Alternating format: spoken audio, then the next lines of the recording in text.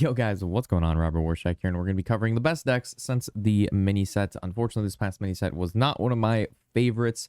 The decks that are popular are not some of the ones that I enjoy seeing at the top. So we're going to review and cover the best decks a little bit differently this time. We do have some additional stats that normally I don't have access to. So now we have this new Hearthstone patch. We have all ranks from like top 1000, legend, diamond 4 through 1, just diamond players, diamond through legend, platinum, and all that good stuff. So we're mainly going to be looking at basically since the mini set, and then we're going to be looking at what are people playing in legend, which is normal, 1000 legend through whatever 20k goes up to, and then also diamond through legend, because that's going to be a lot of the grinders, a lot of people trying to hit that legend. So when picking out these decks, there is a ton of layover between legend and diamond through legend, with basically it being the same.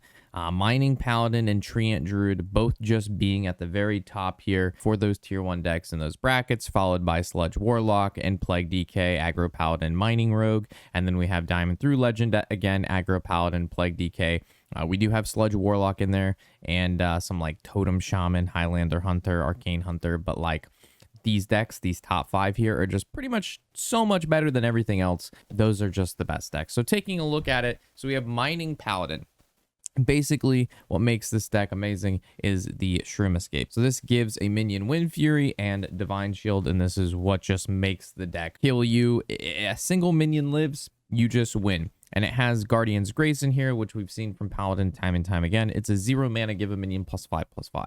So they're playing minions with Divine Shields, possibly even Reborn if they have the Fossilized out.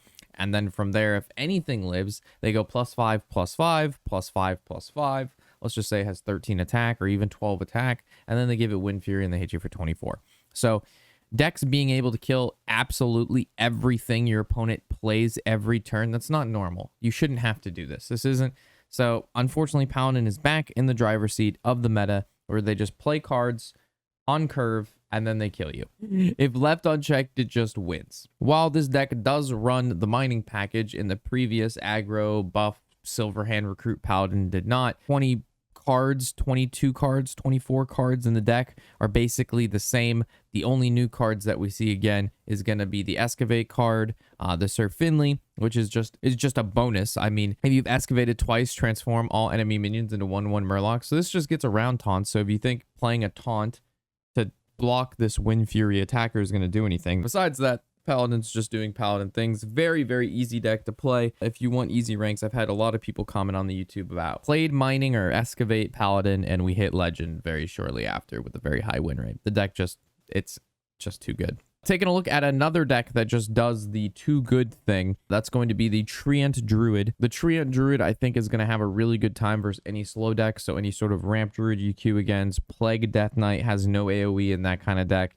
Even Warriors, if they don't have Sanitize or Brawl on 4 or 5, depending on coin, they're just going to die. So even some control decks, because of stuff like Soul of the Forest in this deck, the Treant Druid just goes. A good start with a Treant Druid with a Cactus Construct, and they just ramp out. You're just dead on turn 4 or 5. Whether they're playing double Cultivation, they got the Blood Treant, they're going Summer Child into double Life of Death, and that's going to draw a bunch of cards for like 0 mana if it's infused. So Treant Druid, again, I've never really minded Treant Druid because you know exactly what they're going to do. You know what I mean? Like, you have an idea once you clear the board once or twice, maybe even 3 times, like, you're pretty good. With the Mining Paladin deck, I don't know how the Paladins do it. They're very similar to Hunter. No matter how many cards they play, and no matter how many times they build a board, their hand is somehow just as big as your hand. I don't know how they do it. Hunters do the same thing. Hunters will play like 18 cards in a turn and then still somehow have more cards than you. So Treant Druid as a good deck doesn't really bother me. It's a very cheap, inexpensive, good deck for, beginner / intermediate players to play. However, Mining Paladin is just way too good for the skill level of the deck. If there's more than 3 thoughts in a Paladin, that's a pretty brutal game for them. So taking a look at the Sludge Warlock here. So this is very, very similar to a deck that we had built a little bit ago. It's basically a Zoo Sludge Lock. Our Our rendition that we had posted used the curse package. This one's using the Forge of Wills into the Waste Remover package, along with the Gloomstone Guardian. But regardless, the deck is pretty much going to try to do the same thing. You're just going to try to play all of your early game minions. It even runs that fatigue stuff. You get to turn like, I don't know, 5 or 6 where you can play Chaos Creation. And then from there, you've done enough with Sludge on Wheels and the Disposal Assistant to be able to just kill your opponent from like 20 to 25 damage. It also does run the tram mechanic, and this puts a get a barrel of sludge in your hand, and things going to your hand. In my build, you didn't really want that because you couldn't really play it. You really just cared about it going into your deck to make use of Chaos Creation. However, this deck does run stuff like the Guardian, which discards cards from your hand, which can discard sludges, which is going to be pretty good. So it does have ways to get them out of your hand efficiently, but it's just random, right? If it hits sludges, cool. If it doesn't, well, that really sucks. I don't like random discard, never have, so not a fan of it. But this seems to be the most popular version people are playing and doing really well with. Moving to the Plague Death Knight. Oh my god, we have an unholy Plague Death Knight here, and I'm assuming that's because of all the Highlander decks. Right now, Highlander is a very popular deck. There's a ton of people playing Reno stuff because it's fun, and Plague decks just shut down all Reno. Get destroyed by the staff because it puts plagues in the deck so fast. Of course, hell yeah. Shuffle all the plagues into your opponent's decks, and then they draw them forever, which is pretty sick. So it looks like this unholy Death Knight deck is focusing more on the Death Rattle package with Death Growl and Foul Leg and the Yodeler. I myself haven't seen a ton of these, but I can see why it's really good. I mean, it's going to destroy any Highlander deck. It's going to absolutely obliterate with Grave Strength because it has huge amounts of burst. It even runs the Ravenous Kraken because all the Death Rattle, whether you're putting on the Chilfin Baron, you're putting on the Distressed, you're putting it on the Egg. There's just a lot of value in here as long as like one Death Rattle lives. So, and if you look at this deck as well, this is not going to be a very hard deck to play because again, mainly minions. Decks that have like an equal amount of spells and an equal amount of minions, there's some finesse there because what are you playing the spell to remove? Are you playing the spell to draw? Are you playing the spell to value? Are you playing the minion to get tempo? Are you playing the minion to try to get, like, you know what I mean? There's a lot of back and forth. When decks only have minions, your only option is to play a minion. So just play the best minion for that turn. And generally that's just the right move, right? So we're in a meta where it seems to be just a lot of minions. I mean, even the Sludge deck is mainly minions. The spells that you get just come from the minions. You know what I mean? All of the sludges just come from the minion, and then you're not really comboing them. You're just chaos creationing.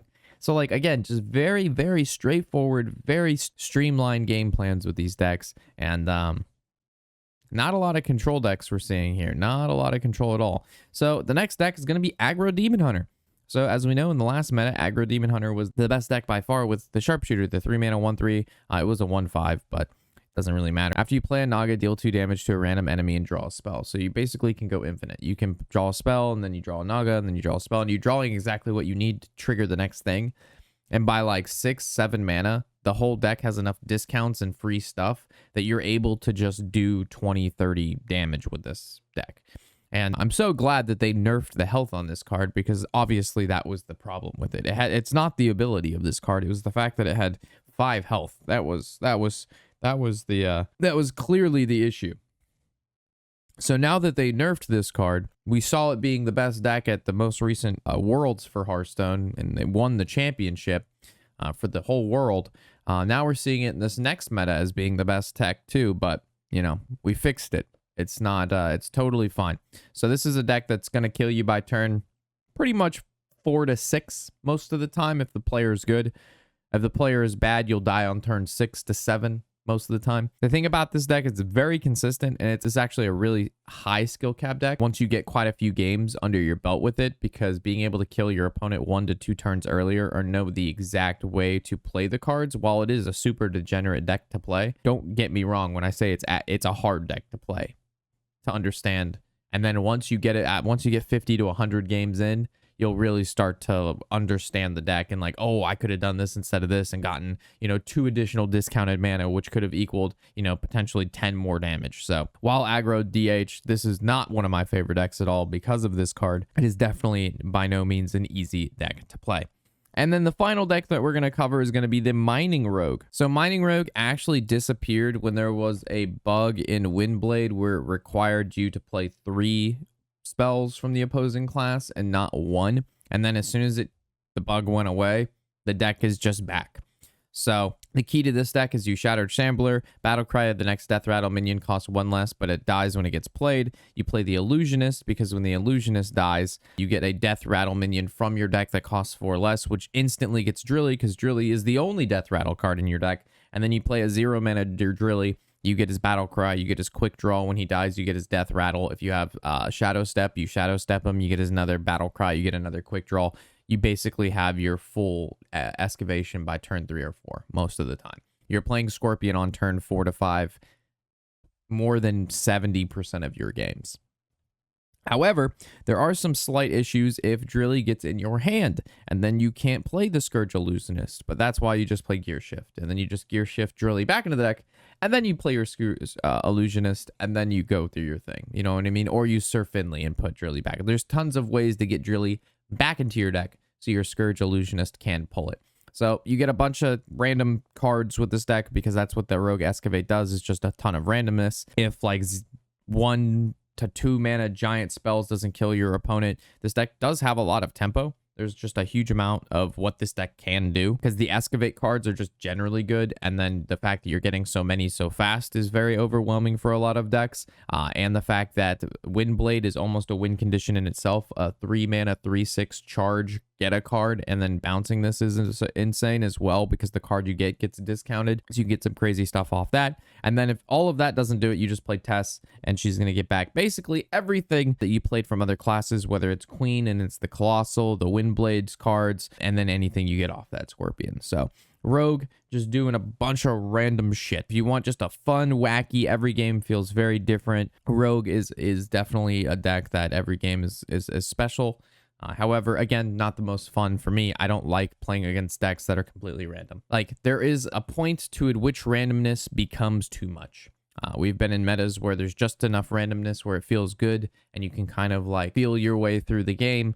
But in some of the games versus rogues, there's absolutely no idea. Like, there's absolutely no way I can tell 8 random cards in my opponent's hand that can come from any class at any mana cost. It's too much. It's too much. So, not one of my favorite metas.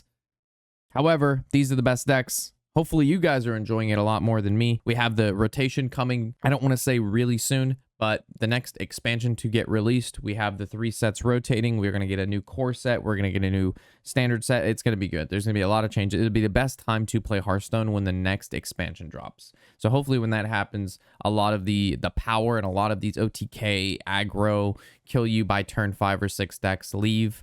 And we can actually get into some like old school where games feel good and control decks or mid-range decks can exist. So with that, thank you guys for watching. I'm Robert Warshack and happy whatever the hell day it is.